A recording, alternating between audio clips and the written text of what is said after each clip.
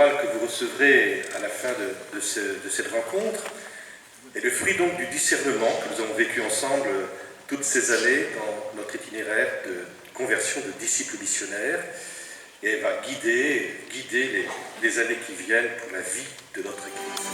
Oh Jésus Sauveur, cœur brûlant d'amour, nous te saluons, gloire à Seigneur, ton Saint Jésus, le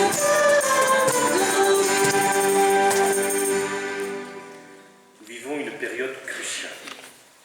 La crise du monde contemporain bouleverse les réalités économiques, sociales, politiques, écologiques, mais aussi éthiques et spirituelles. Nous avons bien conscience de ne rien faire de grandiose.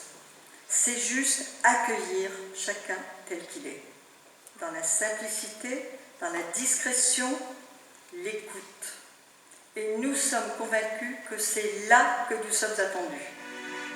acclamez le Seigneur qui marche sur ses pas, c'est lui votre roi. Où est tout mon regard, mon trésor et votre poids, c'est lui votre vie, c'est notre joie.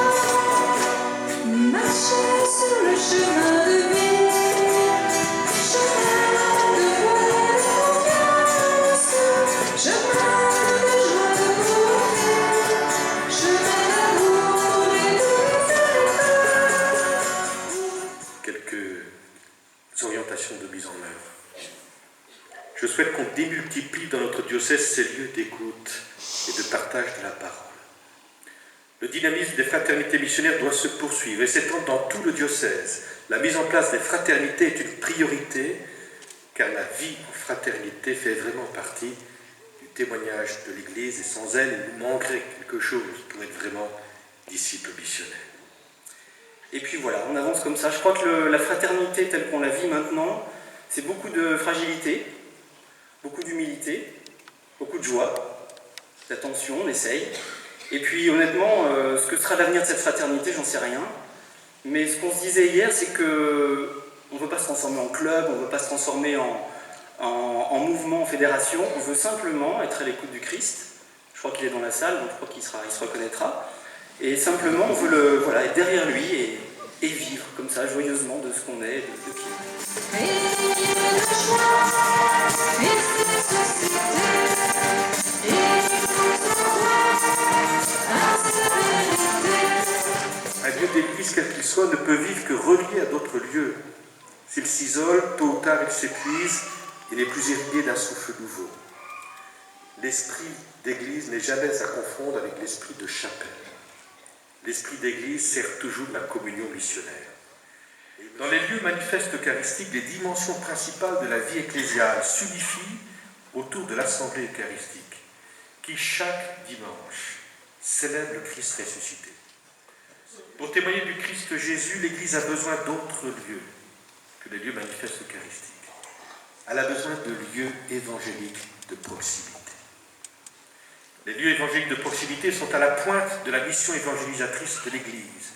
Ils manifestent le Christ dans l'expérience de la fraternité des disciples, fraternité proposée à chacun.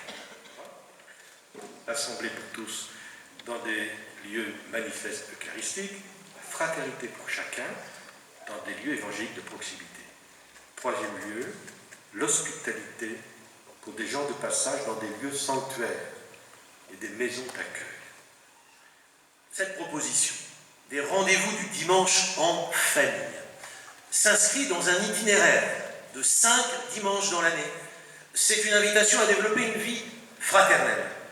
Le mot famille exprime ce que doit être la communauté paroissiale, une belle et grande famille dont la diversité de ses membres est une richesse, une famille ouverte à l'étranger et aux pauvres. La paroisse, nous dit le pape François, est une famille de familles, où les apports de petites communautés, associations et mouvements ecclésiaux s'harmonisent. Donc, le Caravane Allegria était un projet qui s'est déroulé cet été pendant une semaine. Notre objectif, c'était de montrer aux habitants du pôle missionnaire et spirituel du Mortagne que l'Église était toujours présente et que c'était toujours possible de vivre sa foi librement. Donc ça, c'est notre premier objectif. Et le second, c'était de répondre à l'appel de notre pape François, c'est-à-dire d'aller aux périphéries pour rencontrer chacun. À l'échelle d'un doyenné, pourquoi ne pas mettre en place dans le doyenné une mission qui serait vécue par les gens du doyenné au service d'un lieu qui a moins de force et qui se sent plus appauvri.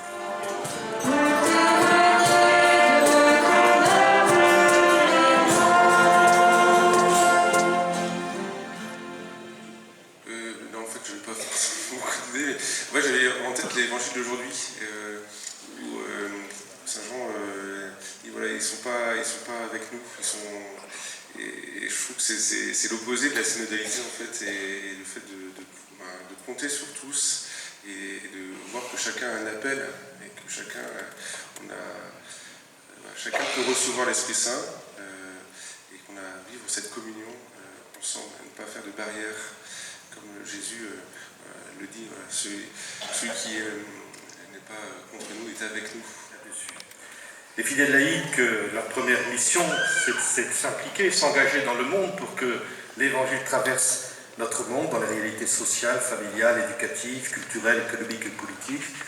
Et je crois qu'il est très important que nous réalisions que la première mission des laïcs, c'est celle-là, et qu'il ne faudrait pas que l'accaparement au service de l'Église se fasse au détriment de l'engagement dans le monde qui est le projet. Les diacres seront appelés aussi à devenir des veilleurs de la diaconie, ça fait partie de leur mission, des accompagnateurs, animateurs de fraternité missionnaire et de certains lieux évangéliques de proximité, au type du ministère de la parole.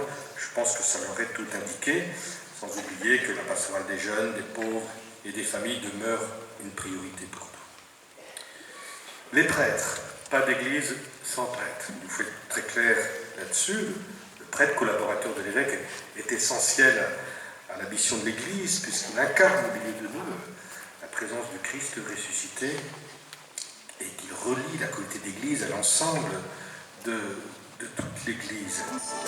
C'est toi qui nous appelles, Seigneur Jésus, sur le chemin de lumière et de vie.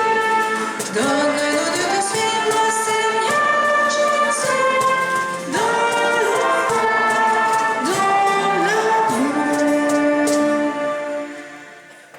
C'est sûr que dans les mois et les années à venir, voilà, nous allons vraiment nous atteler à cette mission de la conversion pastorale, de l'évangélisation.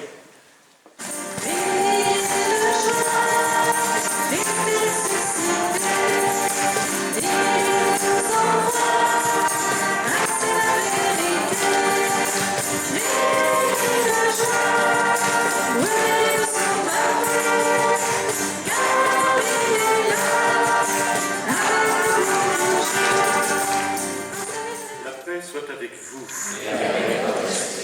Frères et sœurs, en participant à ce rassemblement dans notre diocèse, nous renouvelons en quelque sorte ce qui se passait dans l'Église primitive lorsqu'elle envoyait avec joie des disciples missionnaires chez des peuples si divers, soit pour encourager leurs frères et sœurs dans la foi, soit pour témoigner de la bonne nouvelle du salut à ceux qui ne connaissaient pas encore le Christ Jésus.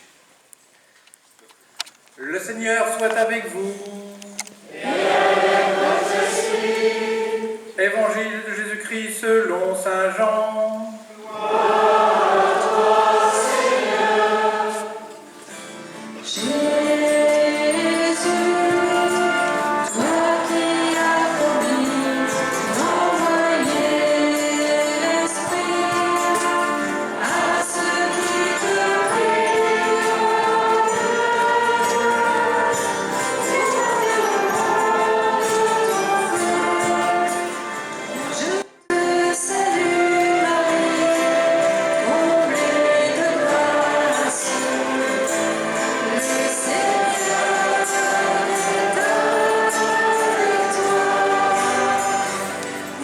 Seigneur, dirige les pas de ton Église diocésaine de Coutances et Avranches. Que la puissance de ta grâce fortifie nos cœurs pour qu'elle ne soit pas accablée par la fatigue ou le découragement. Donne-lui la force du témoignage de ta présence au milieu de notre temps. Que ces paroles résonnent de ta voix et proclament l'évangile de ton salut. Répands sur elle ton Esprit Saint pour qu'elle se fasse toute à tous Suscite en elle des fraternités missionnaires qui se fassent toujours plus proches des habitants du diocèse, par sa présence sur ce territoire et par la célébration des sacrements, qu'une multitude d'hommes et de femmes te découvrent et te louent à l'image du Christ Jésus qui s'est fait le serviteur de tous, renforce en elle la diaconie. Et vous tous, frères et sœurs, qui êtes ici rassemblés, que Dieu Tout-Puissant vous bénisse, le Père, le Fils et le Saint-Esprit. Amen.